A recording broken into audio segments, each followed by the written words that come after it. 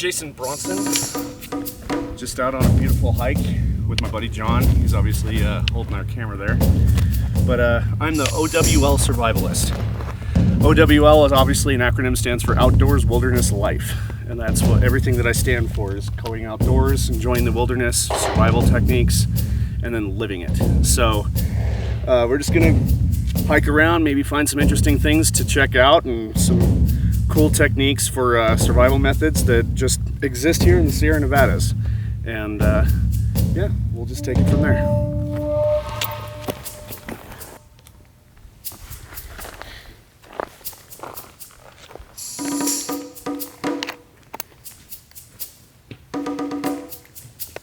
So, grab a little thing of needles.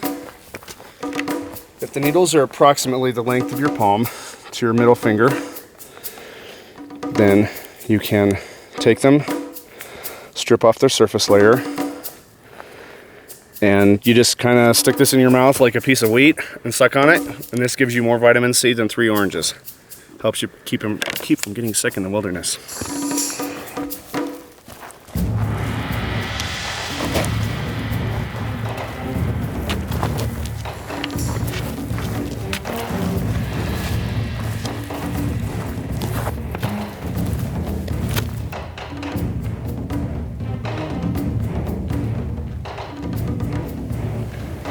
Sticking to the trail, keeping it smart. Real survival won't matter, but when you're out having fun with your friends, it's definitely a way to go. If you're making the mistake of going out by yourself and you want to let someone know where you're going, an old Native American technique was to take rocks and stack them.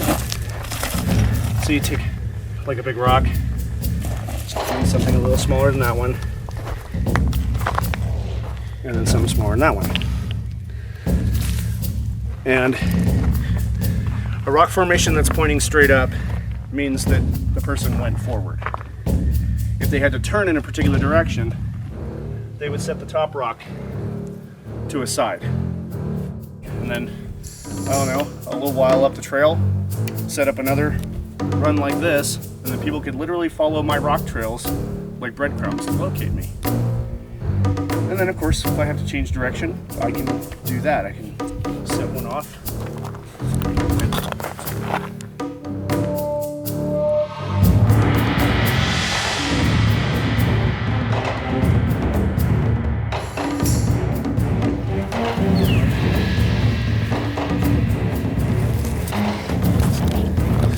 The Owl Survivalist, baby. What is that?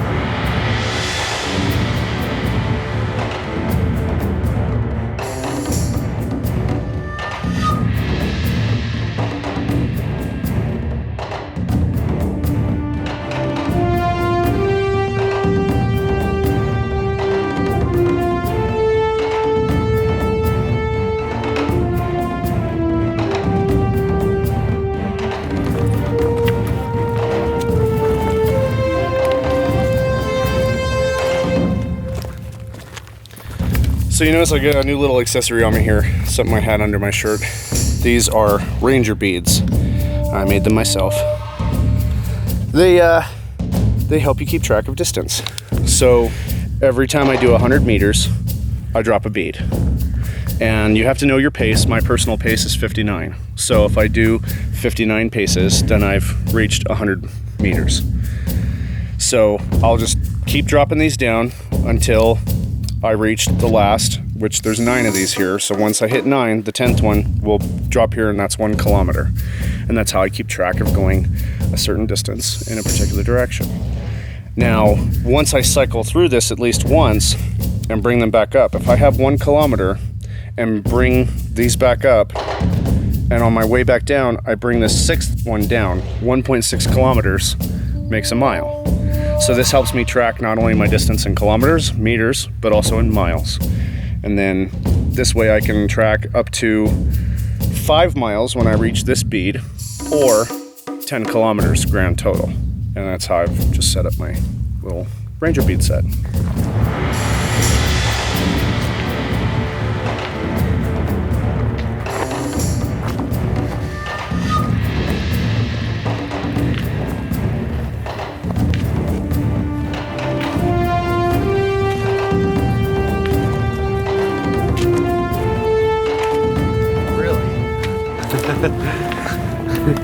We're about an hour and a half in to our hike.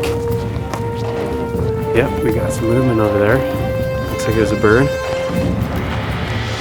But, good news, we made it past the point that I turned around last time.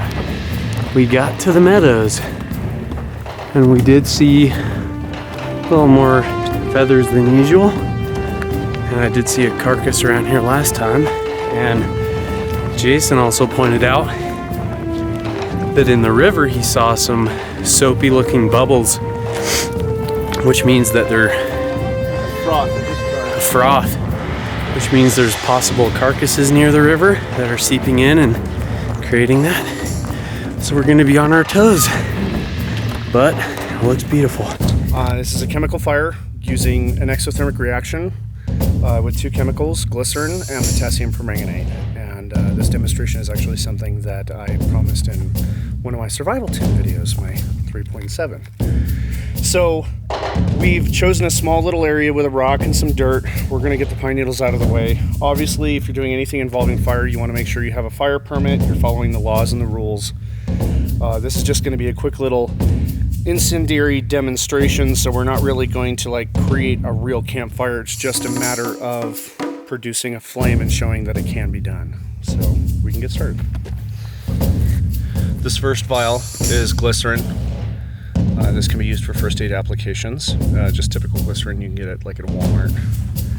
And this glass vial contains potassium permanganate, which is a solvent, salt base powder that is usually used in iron water heaters. But the nifty thing about it is that because it is very close to the raw potassium component, it's extremely corrosive and it oxidizes very quickly. So when these two are mixed together, you get an exothermic reaction and it will start a chemical fire. So now this is extremely caustic. It is corrosive though, so this is the opposite side of the spectrum from acid, but it will still burn your skin. And if you were surviving, it'd be good to use just little bits at a time, but for this demonstration we want a little bit of flash and bang.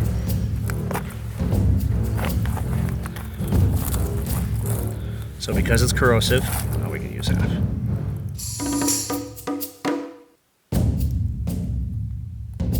You don't want to touch it with your bare skin. You'll know if it does touch you because the crystals will react with the moisture in your skin and you'll get little purple dots. So you want to use either the bottom of the bottle or you want to use like another stone or something and create just like a divot in there.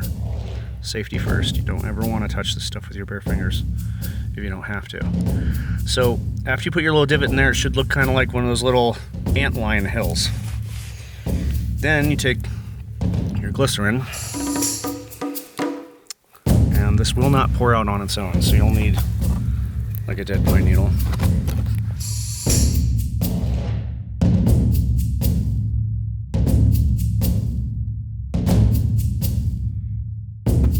So it takes about 30 to 40 seconds, but you'll notice that it starts boiling on its own, bubbling up, and then it'll smoke, and then soon you'll have a full-blown combustion reaction.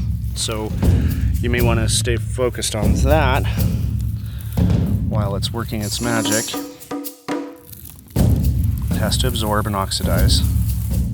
And depending on how cold the rock is and the powder and the amount of oxygen, it may take a little longer than 40 seconds, but it will eventually work.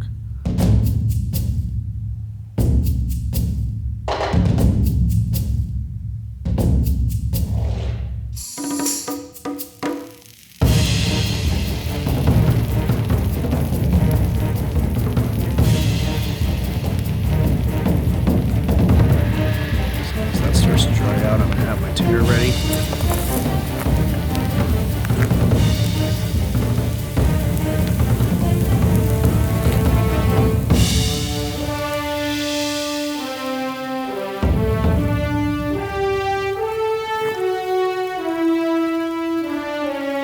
Flame. We have a fire.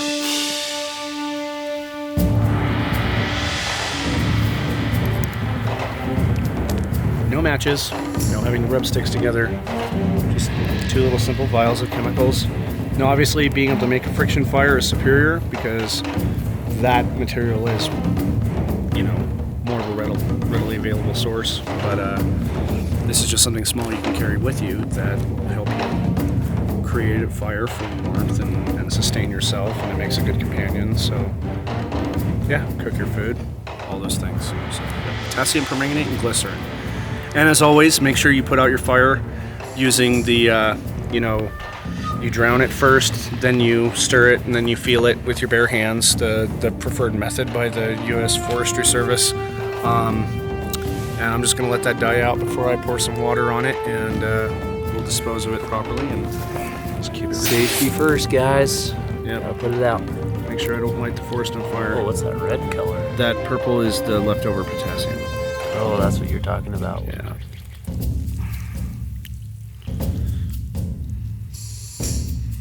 And since it's washing away, I don't have to worry about stirring it, but I do want to make sure I get that little potassium nugget out of there and break it up.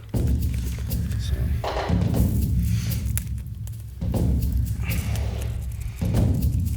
I'll stir that.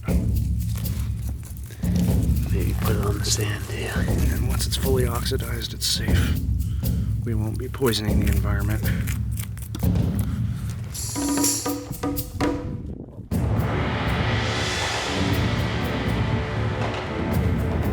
We found a little lizard here. Jason spotted that. I don't know if you can see that, you guys. See that little guy? He's tiny. Make sure I'm all focused in on him. That guy is like the smallest lizard I've ever seen. He's just a snack.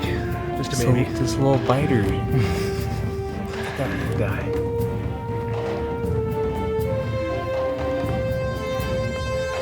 Try to catch him? If I do, I'll let him go, but yeah, just to see if I'm quick enough.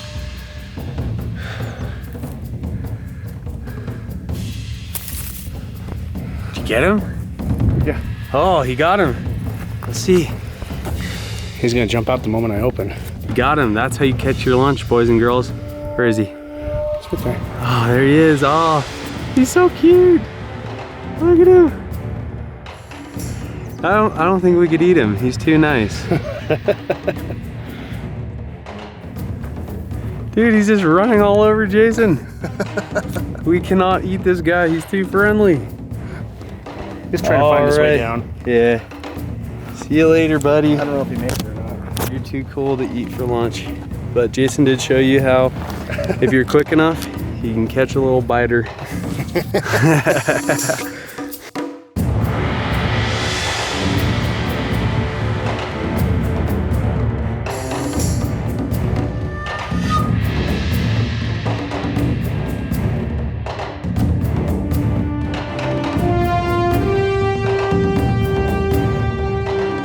Jason and I were discussing about how this looks like a good turnaround spot. I mean, we got past the point that I was at last time. We got into the meadows and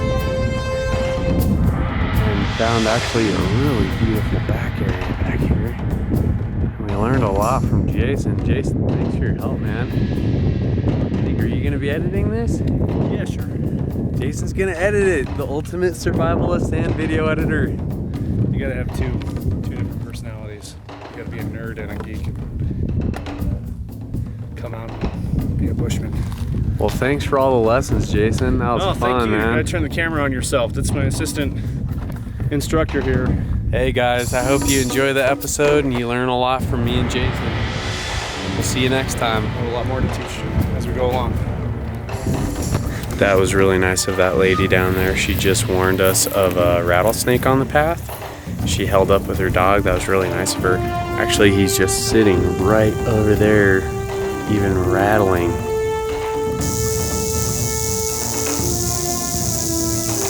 That guy's so pissed. All right, Jason's gonna try to scoot him along, so we're. Let's get moving, But guys. get him down this way. Come on. Down this way. Let's go.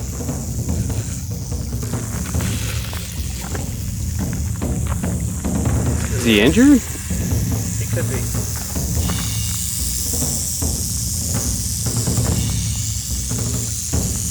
Remember, they can strike backwards just as easy as they can strike forwards. There he goes.